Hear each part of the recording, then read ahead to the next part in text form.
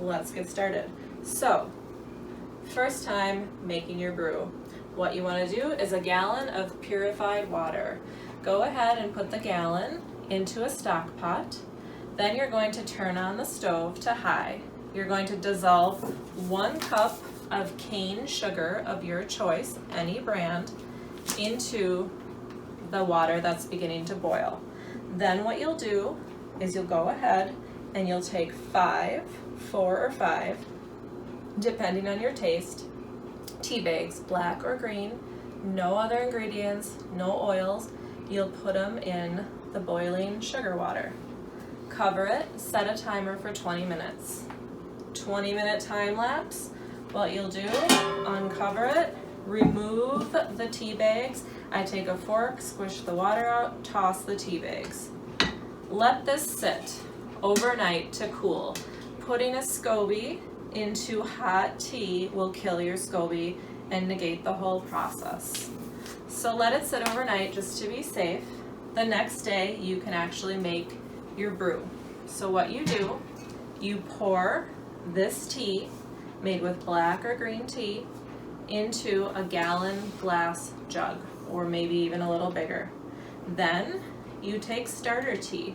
Starter tea you either get from someone with your SCOBY or you're pulling it from your other brew.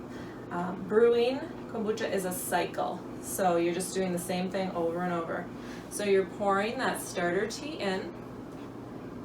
You'll want it to come up to about here, right before it starts to curve.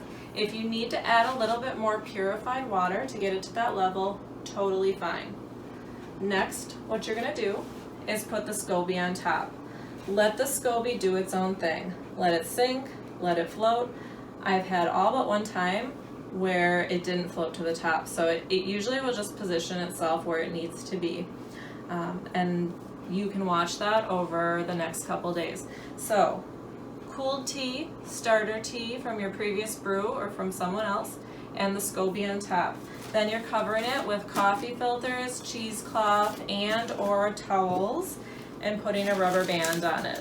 You can use a fermentation wrap if you so choose. The fermentation wrap wraps around. I usually just put it to low. You'd have to experiment with that. And in about 7 to 10 days, you don't want to go longer than, I would say, 14 days. It'll get very sour and vinegary. So let it sit, and then you're done. I would say 4 days in, if you're new to this, start putting a little straw down the side, taking a little out into a cup, sampling it. When it gets to your liking of sweet and tangy, that's when your brew is done. For me, with the fermentation heater in winter, that's 7 days. If I don't use a fermentation heater in winter, that's more like 10 days. So it's up to you, and you'll get used to what flavor you like. So after that time has passed and you like it, it's at the taste you like it, what you're gonna do, take these off, take the SCOBY out. I would just put it in a bowl, and then you're gonna go ahead, pour 1 cup of tea, the fermented tea, out. Set that aside. That's your starter tea for the next brew. Next, what you're gonna do is pour your fermented tea into some sort of vessel that you can pour. You can then bottle. You can bottle in any sort of bottle, old kombucha bottles, or I like the easy swing top bottles. So what you're doing is you're going to just, if you're done at this point, you don't want any flavors, go ahead, put it in the bottle, fill it to here, put it in the fridge, you're done.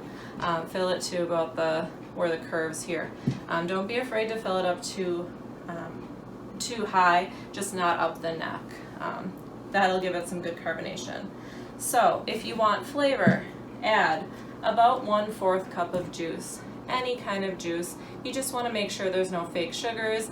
Just try to keep it minimal ingredients. So pineapple juice, apple juice, sugar, that's fine, just nothing fake. So 1/4, then you fill the rest up. Once again, fill it to the same level. Then, if you've chosen to flavor it, that's called second fermentation. What you're doing is you're putting this into a box, covering it with a towel. Every day, I would check it, tilt it, do not shake, be careful, point it away from your face. It'll start building up carbonation. You'll see a baby SCOBY develop. You can pick that out if you don't want to drink that. And the flavor will infuse, and it's basically fermenting continually for a couple days. I like it really carbonated, so I always do it with juice, and I like the flavor. Once it's to your liking, go ahead and put it in the fridge, and you can keep it there. I would say, personally, drink it within a month.